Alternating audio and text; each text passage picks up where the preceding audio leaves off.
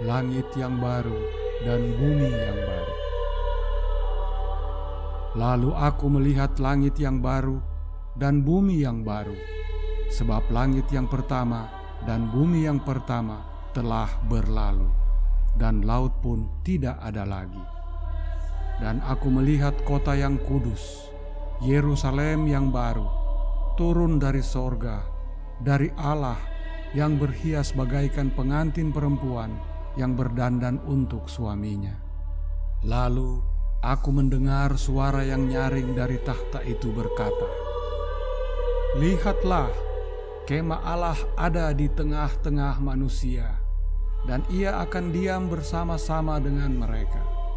Mereka akan menjadi umat-Nya, dan ia akan menjadi Allah mereka. Dan ia akan menghapus segala air mata dari mata mereka, dan maut tidak akan ada lagi. Tidak akan ada lagi perkabungan, atau ratap tangis, atau duka cita, sebab segala sesuatu yang lama itu telah berlalu." Ia yang duduk di atas takhta itu berkata, "Lihatlah, aku menjadikan segala sesuatu baru." Dan firman-Nya, "Tuliskanlah, karena segala perkataan ini adalah tepat dan benar." Firman-Nya lagi kepadaku, "Semuanya telah terjadi. Aku adalah Alfa dan Omega, yang awal dan yang akhir. Orang yang haus akan kuberi minum dengan cuma-cuma dari mata air kehidupan. Barang siapa menang, ia akan memperoleh semuanya ini, dan aku akan menjadi Allahnya, dan ia akan menjadi anakku. Tetapi orang-orang penakut, orang-orang yang tidak percaya, orang-orang keji, orang-orang pembunuh, orang-orang sundal, tukang-tukang sihir, penyembah-penyembah berhala, dan semua pendusta, mereka akan mendapat bagian mereka di dalam lautan yang menyala-nyala oleh api dan belerang. Inilah kematian yang kedua." Yerusalem yang baru. Maka datanglah seorang dari ketujuh malaikat yang memegang ketujuh cawan yang penuh dengan ketujuh malapetaka terakhir itu. Lalu ia berkata kepadaku, katanya, "Marilah ke sini, aku akan menunjukkan kepadamu pengantin perempuan mempelai anak domba." Lalu di dalam roh ia membawa aku ke atas sebuah gunung yang besar lagi tinggi, dan ia menunjukkan kepadaku kota yang kudus itu, Yerusalem, turun dari sorga, dari Allah. Kota itu penuh dengan kemuliaan Allah, dan cahayanya sama seperti permata yang paling indah, bagaikan permata yaspis, jernih seperti kristal.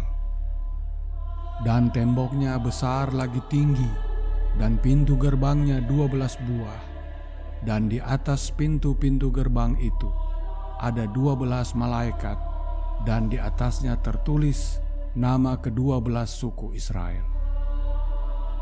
Di sebelah timur terdapat 3 pintu gerbang, dan di sebelah utara 3 pintu gerbang, dan di sebelah selatan 3 pintu gerbang, dan di sebelah barat 3 pintu gerbang.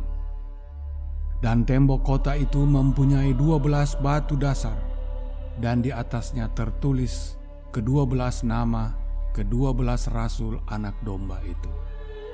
Dan ia yang berkata-kata dengan aku mempunyai suatu tongkat pengukur dari emas untuk mengukur kota itu serta pintu-pintu gerbangnya dan temboknya.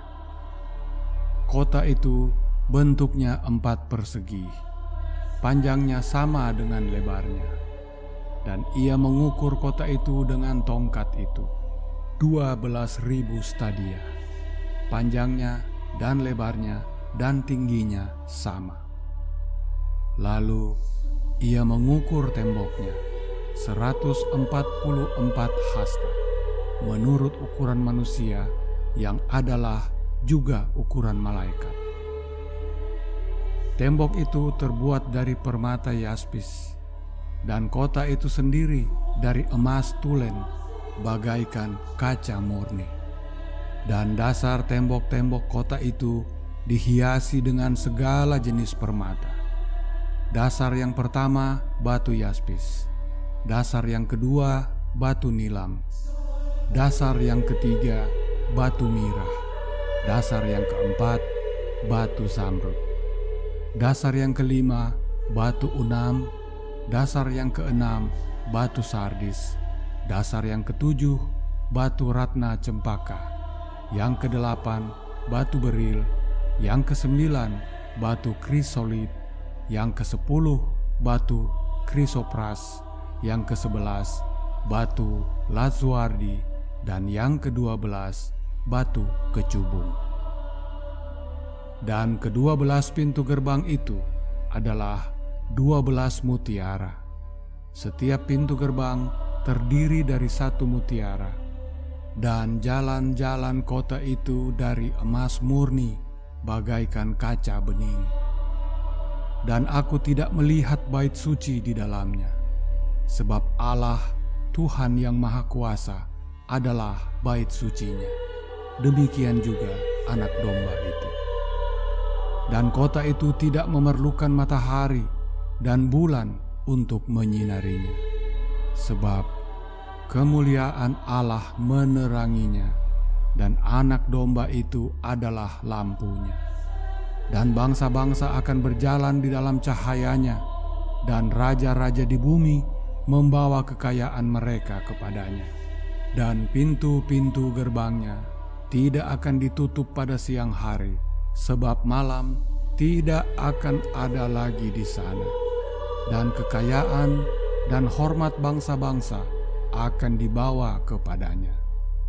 Tetapi tidak akan masuk ke dalamnya sesuatu yang najis, atau orang yang melakukan kekejian atau dusta, tetapi hanya mereka yang namanya tertulis di dalam kitab kehidupan anak domba itu.